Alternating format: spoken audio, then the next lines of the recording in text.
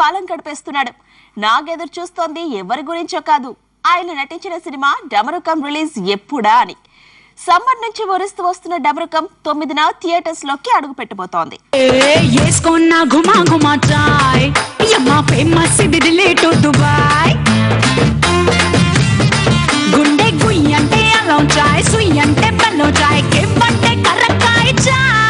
Welcome to Sakubai Karam Chai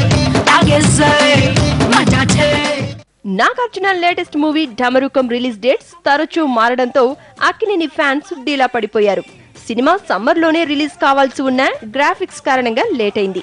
ఆ తర్వాత మరో రీజన్, ఇలా వాయిదాల మీద వాయిదాలు పడుతున్నా నాగ్ మాత్రం డమరుకం సక్సెస్ పై ఫుల్ కాన్ఫిడెన్స్ తో ఉన్నాడు. తన కెరియర్ లో ఓ వండర్ఫుల్ మూవీగా నిలిచిపోతుందని భావిస్తున్నాడు.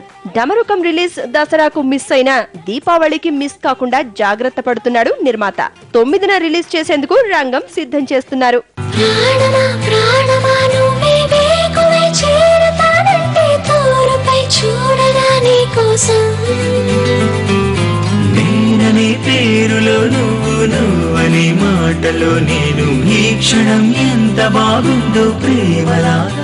నాగార్జున కెరియర్ లోనే హైయెస్ట్ బడ్జెట్ మూవీ డమరుకం. దాదాపు 2 సంవత్సరాలు సెట్స్ పై ఉన్న ఈ సినిమాను 40 కోట్లతో ప్రతిష్టాత్మకంగా తెరకెక్కించారు.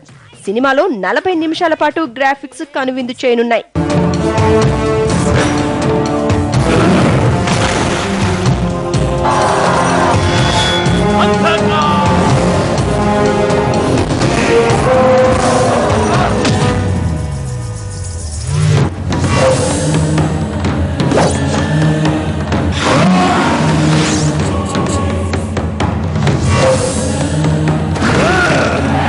డమరుకం నాగార్జునకే కాదు, అందరికీ ప్రెస్టీజియస్ మూవీనే.